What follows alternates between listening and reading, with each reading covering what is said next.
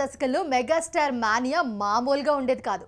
Chiranjeevi cinema release అయిందంటే అభిమానులు పూనకం వచ్చినట్లు ఊగిపోయే వాళ్ళందరూ. ఫస్ట్ షో నుంచే అభిమాన గణం క్యూ లైన్ల దగ్గర బారులు తీరేది. చిరంజీవి సినిమా వచ్చిందంటే చాలు పండగ వాతావరణమే ఉండేదంతా కూడా. అయితే రాజకీయాల వలన మధ్యలో సినిమాలకి బ్రేక్ ఇచ్చిన చిరు ఇప్పుడు తిరిగి సినిమాలపైన దృష్టి పెట్టాడు.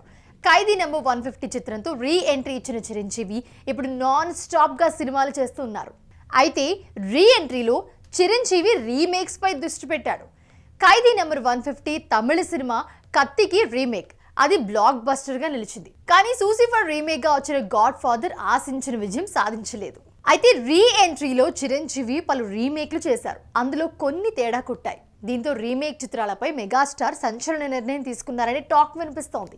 సూపర్ గుడ్ ఫిల్మ్స్ భాగస్వామ్యంలో చిరంజీవి సొంత నిర్మాణ సంస్థ కొన్నిదేల ప్రొడక్షన్ కంపెనీ ఈ చిత్రాన్ని నిర్మించింది.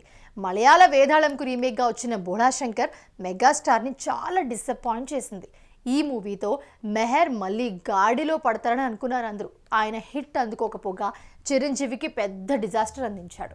అలా రీ ఎంట్రీలో మెగాస్టార్ చేసిన రీమేక్లు షాక్ ఇచ్చాయి. ప్రస్తుతం మెగాస్టార్ విశ్వంభర మూవీతో ఫుల్ బిజీగా ఉన్నారు. వరుసగా సినిమాలు కమిట్ అయ్యారు.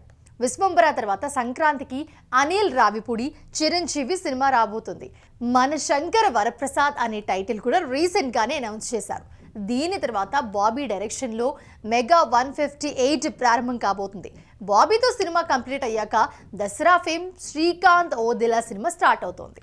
ఇలా 4 సినిమాలను లైనప్లో పెట్టాడు మెగాస్టార్. గమనించాల్సిన విషయం ఏంటంటే ఇక్కడ ఇవన్నీ కూడా స్ట్రైట్ చిత్రాలే. ఈ మధ్య కొంతమంది సీనియర్ దర్శకులు మెగాస్టార్ని కలుస్తున్నారట. రీమేక్లు చేద్దామని చెప్పి చిరంజీవి వద్ద ప్రపోజల్ పెడుతున్నారట.